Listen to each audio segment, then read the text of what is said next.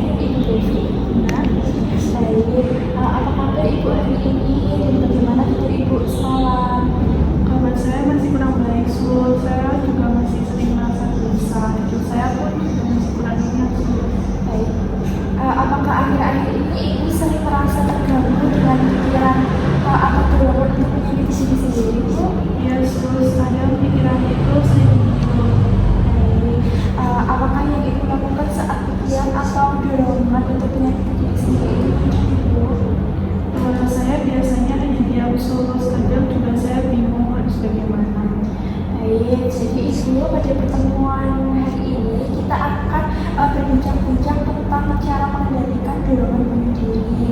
Jadi tujuannya agar Ibu dapat mengenali tanda benda bahaya dan mengetahui cara mengendalikan dorongan tersebut, ya Ibu.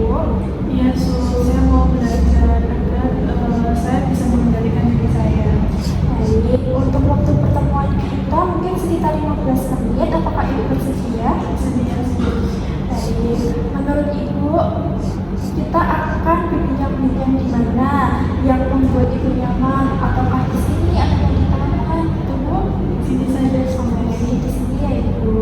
Jadi hari ini kita akan membahas cara membantu Ibu mengenali dan mengendalikan pikiran negatif yang dapat membahayakan diri Ibu.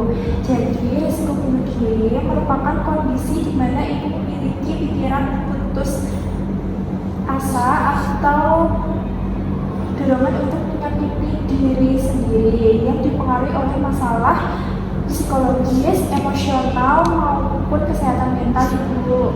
Iya, Sul. Saya sering merasa putus asa seperti itu. Baik Ibu, jadi pendampingan Ibu mengenai risiko bunuh diri bertujuan untuk membantu mencegah terjadinya tindakan menyakiti diri sendiri dan meningkatkan kemampuan diri dalam mengelola stres. Baik, Sul. Saya juga ingin bisa mengontrol diri saya.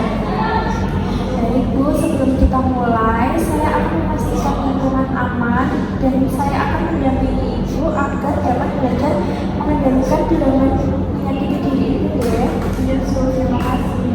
Jadi nanti jika ada benda-benda yang dapat membahayakan diri Ibu, sebaiknya Ibu menjauhinya dan tidak memegangnya ya Ibu.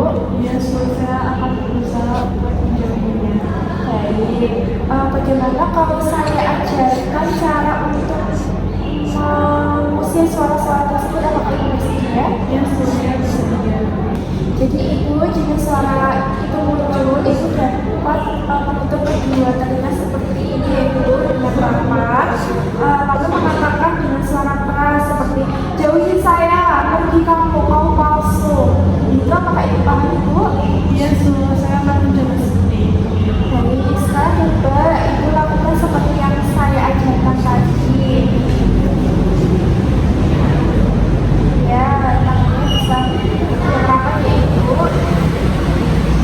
Ibu katakan seperti yang saya ajarkan tadi. Jauhi saya, pergi kamu palsu. Baik, iya Ibu, seperti itu, bagus sekali.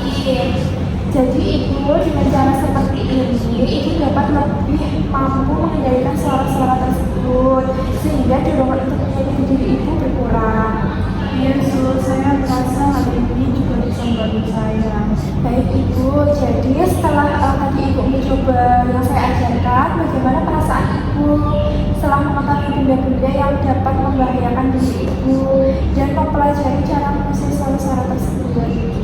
Saya merasa lebih tenang. Saya juga lebih yakin bisa mengendalikan diri saya. Baik, coba Ibu sekarang sebutkan benda-benda yang perlu dihindari dan peragakan kembali cara mengusir suara tersebut. Dan tajamnya itu ada seperti pisau yang harus saya jauhi. Dan kalau suara itu muncul, saya akan menutup telinga saya dan juga saya akan mengatakan pergi kamu seperti tadi. Baik Ibu, benar sekali. Jadi selama kita belum bertemu lagi, jika Ibu melihat benda-benda yang dapat membahayakan diri Ibu, segera jauhi ya Ibu. Dan jika suara-suara itu muncul kembali, lakukan cara yang sudah saya ajarkan ya Ibu. Ya, Sul. Jadi pada pertemuan berikutnya kita akan membahas tentang cara berpikir positif, seperti tentang diri sendiri dan bagaimana